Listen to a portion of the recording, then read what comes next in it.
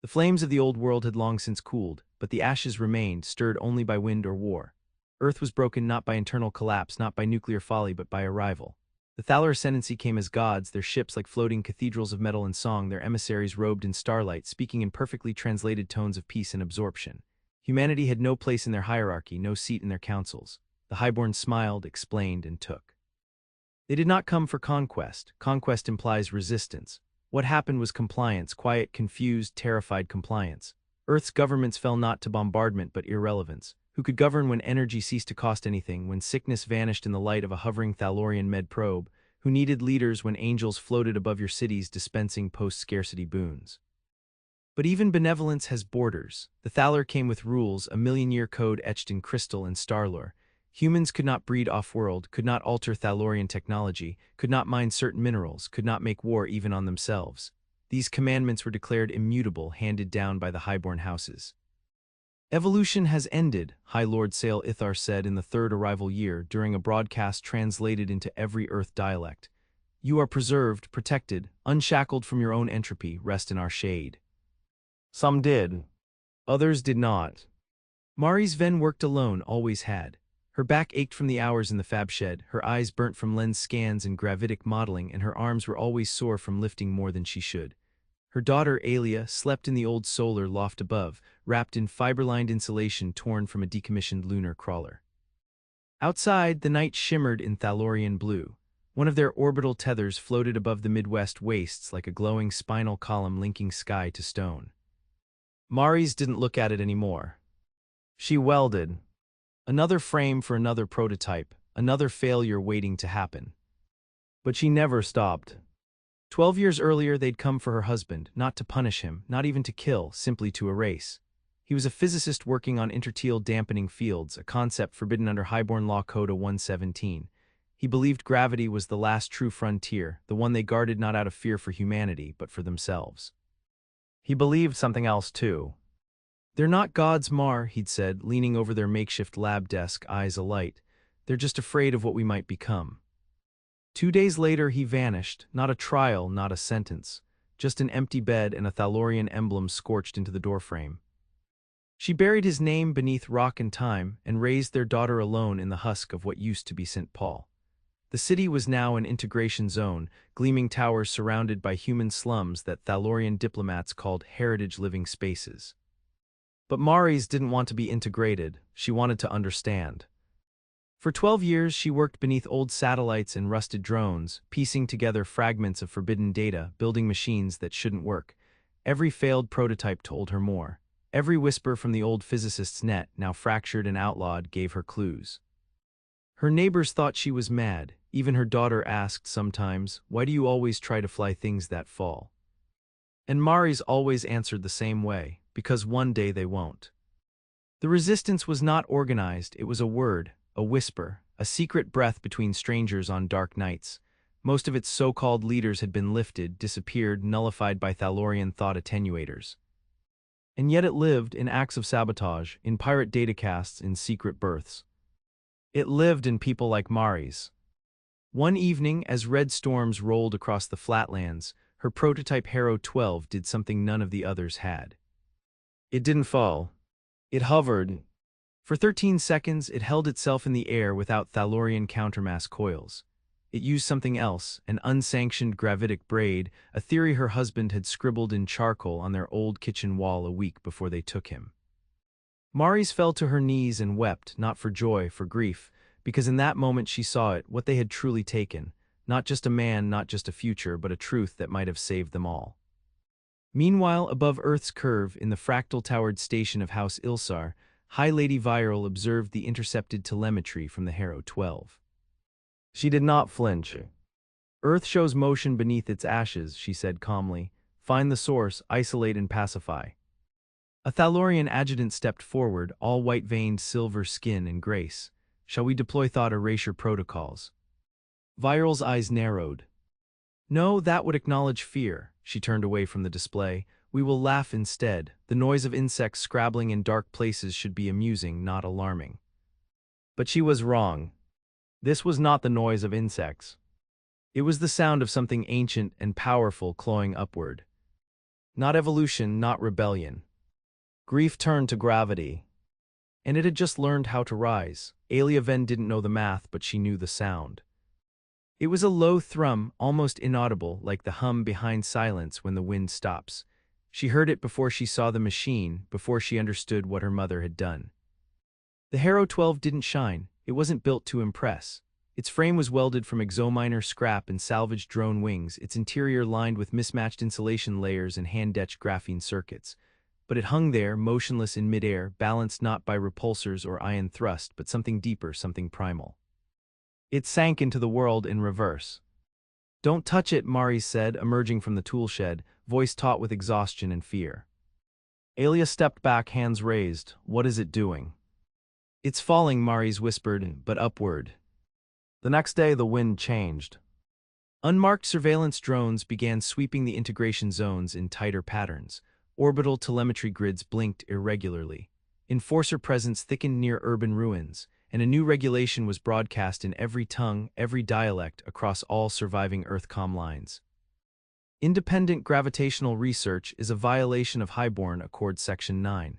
Human violators will be translocated without appeal. The message repeated for hours, emotionless and empty. But Mari's didn't stop.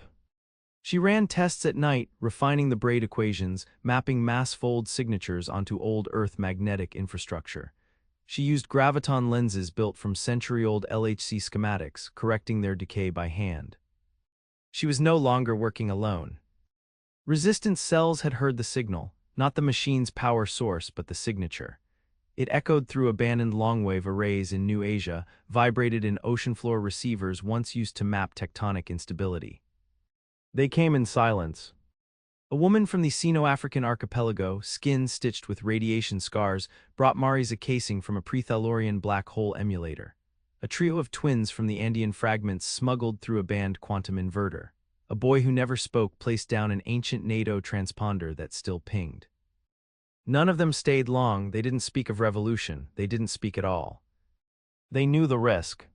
Mari's turned her shattered farmstead into a cradle for something Earth had not seen since the arrival: invention under pressure. Alia watched it happen with growing unease. The Harrow 12 was no longer a prototype, it was a seed. Mari's replicated the design, changed the structure, embedded shielding. She began working on the Harrow 13, which was no longer just a flight platform but a variable mass pulse generator.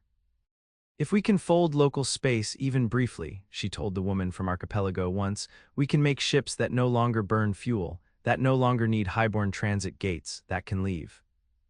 But the woman only looked at her and said, "That's not why you're doing this." And Mari's nodded, "No, I want to know why they took him." Highborn House Ilsar had become uneasy. Lady Viral, once calm and detached, now held private audiences with ascendancy strategists. "This is beneath our notice," one said. "She is beneath your understanding," Viral corrected. "You propose extermination." "No, that would create an icon. We need her forgotten." A new decree passed quietly, targeted atmospheric attenuation over St. Paul's integration zone. Rain would fall heavy with neuroinhibitors, soil would grow sterile, memory fogs would roll in nightly. But Mari's had built shielding, she had foreseen it. Her lab, now beneath the surface in the bones of an old maglev tunnel, stayed dry. The Harrow 13 sang like a struck tuning fork, the air around it trembling with contained force. Then came the message. Alia had wandered from the shield perimeter during one of the fogfalls. She was gone for an hour. When Mari's found her, she was standing perfectly still, eyes blank. Etched into the dust before her were words in Thalorian script, pulsing with faint light. "This ends now, come to orbit, alone." Attached was a coordinate signature, encrypted at a level only accessible by Highborn navigation systems. Somehow, impossibly, they'd burned it into the ground using atmospheric nanites. Mari's lifted Alia into her arms and carried her back into the tunnels. Her daughter's eyes didn't move. The next day, she powered up Harrow 13.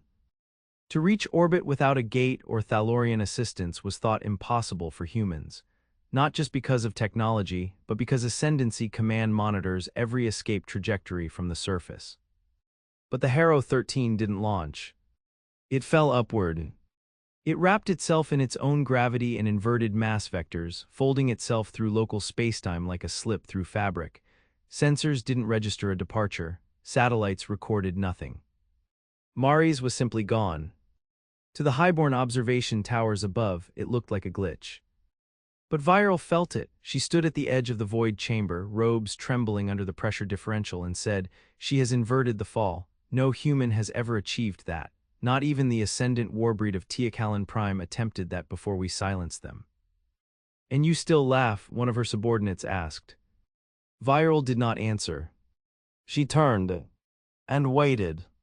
Mars emerged into the orbital citadel not with weapons, not with allies, but with grief. A single mother with ash on her hands and fire in her eyes. The guards aimed iron lances. She walked forward unarmed. They hesitated, then parted.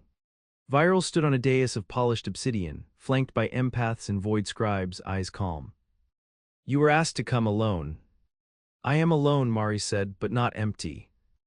Viral studied her for a long moment, then gestured to a screen. Images flickered to life of her husband, of his last moments in a containment chrysalis, of the experiment.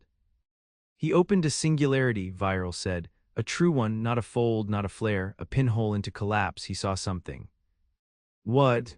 He refused to say. "We felt it, a presence. It was not Thalorian, it was not human, it was something old, something that woke." Mari stared. "You killed him." "No, he entered it." Silent. "I came here to break gravity," Maris whispered, "but now I understand. It wasn't gravity that needed breaking, it was containment." She stepped closer. And the Harrow 13, still linked to her neural trace, began to sing. Not in sound, in pressure. The orbital citadel groaned, walls flexed, scribes collapsed, blood streaming from their ears.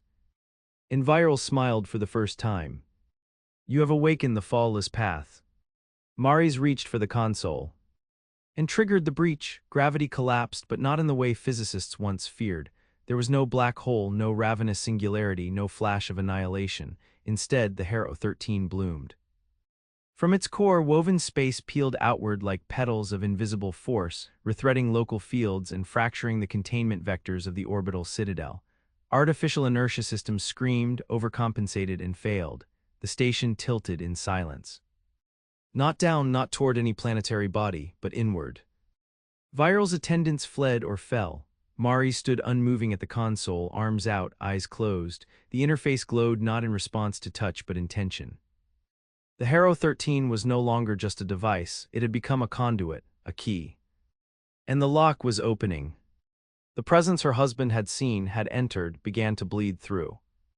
Not a being, not even a consciousness, a condition, a state of unbeing wrapped in timeless entropy. The Thaler had called it the pale veil. It was what came before light, what existed before time gave things shape, and now it reached through the whole Maris had widened.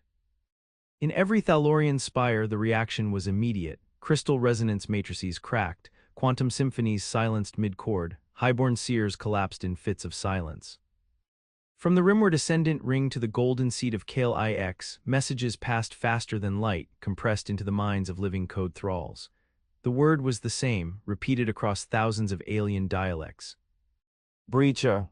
On Earth, Alia Venn woke. Her eyes were wet, but her mind was sharp. She had felt the inversion from orbit, something primal, something beautiful and terrifying. The fog that had stolen her thoughts was gone, burned out by the resonance pulse Maris had triggered during ascent.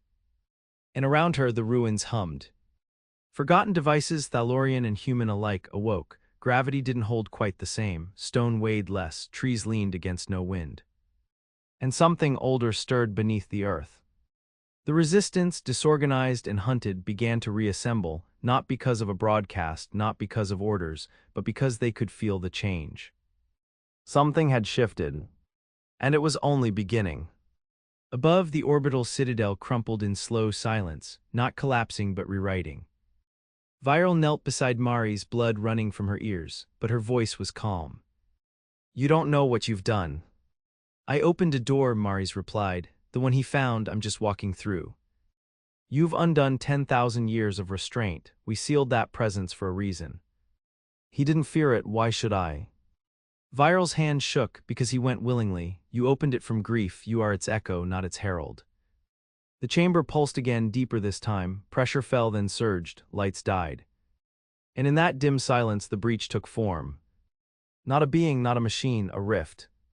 It shimmered at the center of the chamber, 4 meters wide, shaped like a slowly rotating tear in perception. Through it, glimpses of what might have been and what might yet be flickered, realities unchosen, times unmade. Mari saw herself, older, younger, burned, triumphant, weeping. In one, Aelia was dead. In another, she wore highborn robes. In all, gravity bent toward her. "I didn't come to rule," Mari's whispered. "I came to find him."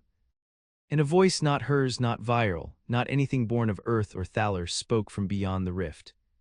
"He chose the fallless path, will you?" She stepped forward. Viral tried to rise, to warn, to command, but the rift had rules older than law, older than empires, and it did not obey. Mari's vanished. The rift shrank, not closing, retreating, waiting. The orbital station began to stabilize barely. The Harrow 13, drained of purpose, fell inert. But its signal lived. Below, every sensor on Earth and in the occupied systems lit with cascading anomaly alerts. Graviton fields bent without cause, fold gates screamed and blinked out, transit corridors became unpredictable. The Highborn could no longer navigate safely. And humans, untethered from the accord, scattered but unbroken, began to move. Resistance cells adapted faster than expected. The Harrow schematic spread like wildfire, compressed into code rhymes and hidden in the harmonics of illegal songs. Gravity, once a constant, became selective. And the Highborn lost their footing. Aelia became a rallying point, not a leader, not at first, but a symbol. She didn't claim her mother's legacy, she inherited it the way a mountain inherits wind. With the breach active in orbit, unreachable but persistent, Earth became a nexus of anomalous potential. Zones of fluctuating mass density formed near key resistance enclaves. Weapons that used to recoil now floated. Stone bunkers once buried deep began to rise from the ground like surfacing whales. Humanity wasn't building an army. They were becoming something else. Highborn councils panicked. Some demanded glassing the Earth with kinetic rods, ending the experiment entirely. Others sought diplomacy. A few, the most ancient, simply left, vanished into the outer dark where the pale veil did not reach. But Viral did not flee. She studied. She knew Mari's had not died, the breach was still active. The signature lingered in every layer of orbital telemetry. She made contact, Viral told her surviving adjutants, not with a force of destruction but of revision.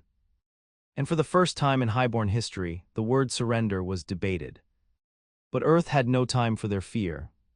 They were building new Harrows now, not just to rise but to recede. Gravity was no longer a wall, it was a tool. Children in the outer zones could levitate small stones by singing. Teenagers learned to rewrite their weight mid-fall. Scientists in flooded Antarctic ruins discovered how to compress distance through harmonic folding. They did not worship the breach. They understood it. And somewhere beyond the veil, in a realm not yet named, Mari's Venn walked with her husband, not in death, not in time, but in a continuum untouched by decay. The breach had taken her, yes, but it had also freed her. From the edge of the galactic rim, an old race stirred, one the Thaler had silenced long ago. They saw the signal from Earth and smiled. The fallless path had been opened again, and humanity had taken the first step not into rebellion, but into ascension. Aelia Venn walked barefoot through the shifting dust of the Colorado Reclamation Basin, where once a lake had swallowed the sky and now gravity moved like a tide. Each step pulsed differently, lighter here, heavier there, as if the world were breathing beneath her. All around her, children tested their limits. One floated with arms spread like wings, hovering 10 feet above the ground, laughing through a feedback mask that stabilized his fall signature. Another group hurled rocks at impossible angles, letting them orbit around their shoulders before hurling them again. This was not training, this was adaptation. The Harrow effect, as the new scientists called it, had spread, not virally, not mechanically, cognitively. Where belief intersected grief and will, mass responded. Some theorized it was resonance, mind and spacetime converging in high emotion states. Others suspected breach proximity had altered Earth's gravitational constants. But none denied its power. Aelia didn't seek to control it, she sought to guide it. Not as a leader. As a daughter. Aboard the last Highborn bastion, the vigilant crown, Viral stood at the interface node, watching simulations collapse one after the other. Her advisors were gone now, some dead, some fled. A few had taken their own lives after their children began floating in sleep. The law of mass has broken, the crown's intelligence shard said, voice flat. The humans have not adapted to gravity, gravity has adapted to them. Viral whispered, and they didn't even ask permission. There was no more laughter in her voice, only awe. She activated an archive sealed for millennia. Inside it lay the records of the precursor wars, a time when civilizations had first brushed against the breach and recoiled in horror. It was not the power that had broken them, it was the choice. Those who walked the fawless path became unpredictable, uncontainable. And that was what the Thaler had truly feared. Not death, but change. In the ruins of Montreal, an outpost known as Imberpost 9, human engineers completed the Harrow 17. No longer a ship, not even a device, this version pulsed like a heart, bound not by welds or wires but by agreement. It floated above the city, humming softly, its weight negotiated moment by moment with the minds of those nearby. When a child cried near its core, the station dipped. When a mother remembered her husband, it rose again. Emotion shaped physics now, not universally, not predictably, but locally. And with every new instance, humanity drew closer to a state the Highborn had spent eons suppressing, self-determined reality. Alia led the first Resonance Congress beneath the skyplate of the old Omaha Dome. She did not bring weapons, she brought questions. What if we don't need transit gates anymore? What if thought can reshape not just mass but space? What if grief isn't just pain but navigation? They listened. Veteran resistance fighters, rogue Thalorian defectors, awakened scientists from the lunar mines, children who had floated in their dreams and come down changed. And when she stood still and raised her hand, she did not give orders. She let go. The dome roof unlatched itself. The sky came in. And above them orbit shimmered not with ships or threats but with a signal. Mari's Venn had returned. She came not in a harrow but through resonance. A shape of memory and will, born from the same equations she had cracked years before, but now refined beyond human mathematics. She descended not through flame or thunder but through calm. When her feet touched earth, the planet responded. Water ran uphill in distant mountain passes, crops long dead bloomed again. And every human alive felt a pressure in their chest, not pain, alignment. Alia ran to her and mother and daughter embraced, not with sorrow but with integration. I saw him, Maurice whispered. He's not gone, he's ahead. And Alia understood. This was not a return. It was progression. The Highborn did not attack. They watched. Some began to defect. Others tried to replicate Harrow tech. They failed not because they lacked intelligence but because they lacked grief. Their perfection had cost them that currency long ago. And so they crumbled not in war but in irrelevance. In a cycle they had used for 1,000,000 years, they had conquered hundreds of species, integrated thousands of worlds, enforced stasis as survival. But Earth had changed the rules. No longer the burned world. Now the resonant seed. In deep orbit, Maris spoke to a gathering of post-Highborn thinkers, minds once filled with superiority now humbled by awe. We thought gravity was a force, then a field, then a fabric. She raised her hand and the ship bent around it, light and mass refracting softly. But it's a mirror, what we feel becomes what we carry becomes what we shape. The Thaler laughed at our resistance because they thought it was fear. She turned to face them fully. It was sorrow, and sorrow when accepted becomes momentum. The first true human vessel left the solar system 3 months later. Not with engines, not with reactors. It fell outward into the dark, carving a path of altered mass signatures that no Thalorian gate could match. It carried no flag.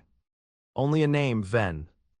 Across the galaxy other species watched, some curious, some terrified. Others, long buried by Thalorian suppression, rose. Old songs were sung again in the gas temples of Nartok. The crystalline councils of Valex broke their long silence. Even the machine hivemind of Erol Prime pulsed once more with inquiry. All asking the same thing. What is Earth becoming? The answer came in waves. Humanity was no longer adapting to the galaxy.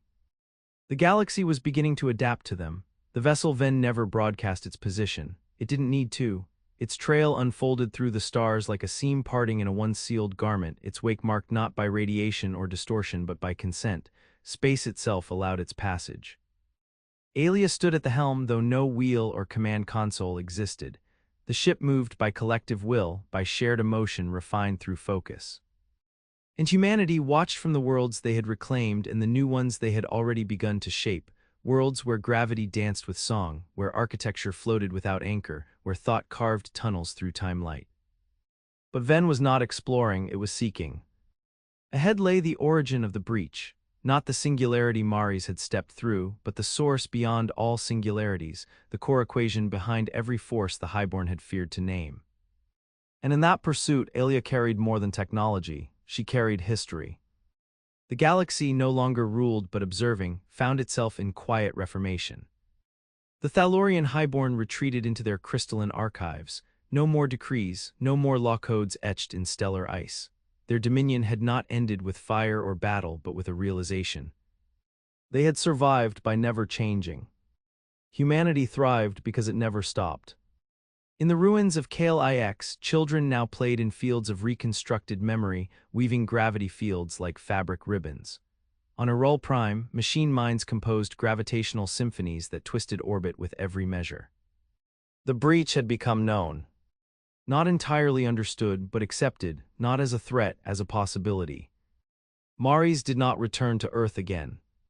Her physical body had dissolved within the first continuum of the breach, not in death, in evolution.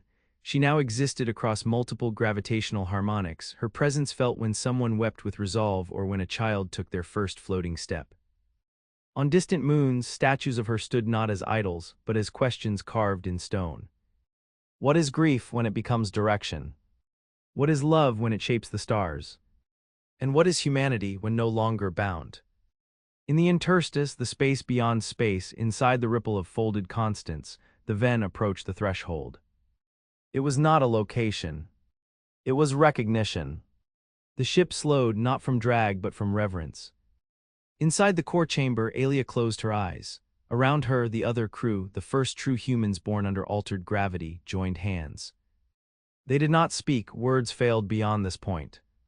Instead, they remembered. Her mother, her father, the years in the tunnels, the stolen nights, the silence of erasure. The thrum of resistance. The threshold opened. Beyond it, nothing resembled space or time. There were no stars, no motion, only awareness. They entered. On Earth, the moment was felt everywhere at once. Old machines turned on, buried vaults cracked open, the oceans rolled back and then surged forward again. And gravity reversed. For 7 seconds all across the surface, up became down, and down became wherever memory pulled hardest. And then it settled. Changed. The threshold did not destroy them. It asked, "What do you seek?" And Aelia, with every cell of her altered being, answered, "To understand what we are without limits." Then Venn became light. Not metaphor, not hyperbole. Every person on board was translated into resonance patterns, fed into a waveform of persistence outside of decay. They became constants in the universal equation, unshackled from entropy, from time, from even identity. But they did not disappear. They became vectors. Across the galaxy, civilizations old and new felt it. No message, no signal, just a shift. Pilots dreamed of falling forward and woke near destinations they hadn't yet charted. Engineers found the weight of their tools no longer matched their mass. A single note hummed in the deepest parts of a neutron star and resonated. Something had aligned. And in the deep dark where no Thalorian had ever dared step, a door opened. Not for war. For invitation. Centuries passed. No longer counted by Earth calendars, but by epochs of resonance. Humans no longer identified themselves by planet. Some had never known it, but they remembered the moment the gravity broke, the moment sorrow became signal. They still called themselves Venn sometimes, a name not of blood but of lineage, those who walked toward the unknown not with fear but with intention. No empire followed, no dominion spread. Just a pattern. A slow, accelerating wave of understanding moving outward from a once broken world. And far ahead in the next layer of the interstice, something older than the breach stirred. Not to intervene. To witness. Humanity had entered the deep equation not as variables, but as co-authors. The Highborn once laughed. Now they listened. And across galaxies too distant for light to bridge, a single phrase echoed through the folds of altered mass. We fall no longer. We choose our gravity.